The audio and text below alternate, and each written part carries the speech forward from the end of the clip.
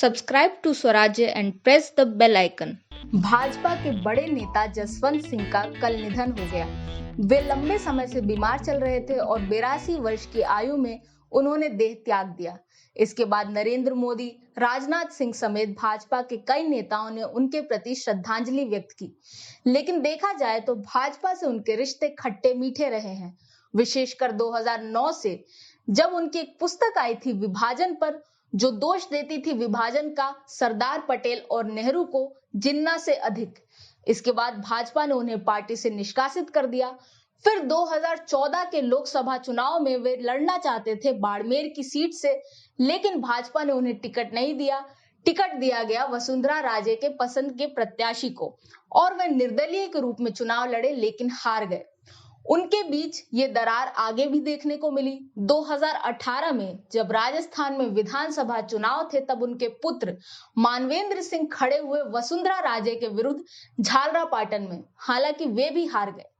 ये दरार नहीं थी, क्योंकि इससे पहले जब विजया राजे सिंधिया थी तो देखा गया था कि जसवंत सिंह के ही एक संबंधी ने उन्हें भाजपा में आने के लिए मनाया था। और इसी प्रकार जसवंत सिंह के अन्य योगदान भी रहे हैं भाजपा में। वे पहले सेना में थे। 1962 में जब चीन से युद्ध हुआ था, तब वे असम में तैनात थे, लेकिन इस युद्ध में हार के बाद उन्होंने सेना छोड़ दी और फिर आपातकाल के कारण भारतीय जनसंघ के प्रति उनका रुझान हुआ और इस प्रकार भारतीय जनता पार्टी की स्थापना में उन्होंने महत्वपूर्ण भूमिका निभाई। और उनकी इस भूमिका को समझा अटल बिहारी वाजपेयी ने। जो प्रधानमंत्री बने, तब उन्होंने कई महत्वपूर्ण पद और मंत्रालय उन्हें दिया, विशेषकर विदेश मंत्रालय, वित्त मंत्रालय और रक्षा मंत्रालय।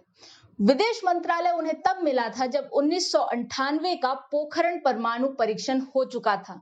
उसके बाद अंतर्राष्ट्रीय दबाव था, विशेषकर यूएसए की तरफ से, लेकिन उन्होंने अपनी कूटनीति का परिचय देते हुए इस दबाव को शांत किया।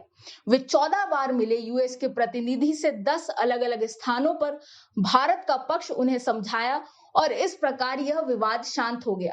इतना ही नहीं, उन्होंने भारत और यूएसए के रिश्तों को भी बेहतर करने के प्रयास किए। बिल गेट्स ने भारत आने के लिए स्वीकृति दे दी। इस प्रकार की चीजें देखने को मिली। वे पाकिस्तान से भी भारत के रिश्ते सुधारना चाहते थे और इसी प्रकार जो परवेज मुशर्रफ भारत आए थे, वह इसी श्रृंखला का भाग था। लेकिन जब कांदहार में भारत का फ्लाइट हाईजैक किया गया, तब विदेश मंत्री के रूप में उनका ये लो पॉइंट था और फिर मसूद अजहर को छोड़ा गया, जिसे छोड़ने के लिए जसवंत सिंह स्वयं गए थे। इस प्रकार देखा गया। लेकिन श्रीलंका, म्यांमार, यूएई, इजराइल, इन सभी देशों से भी संबंध मजबूत करने में उन्होंने महत्वपूर्ण भूमिका निभाई थी।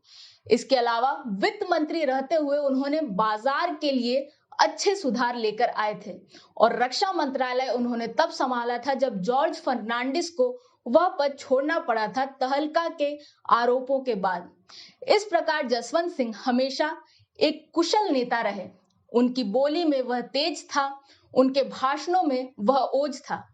उन्होंने बहुत कुछ पढ़ा था, वे बहुत कुछ जानते थे, वे ज्ञानी थे और इसी का परिचय हर जगह देकर वे अपनी पैठ बनाते थे।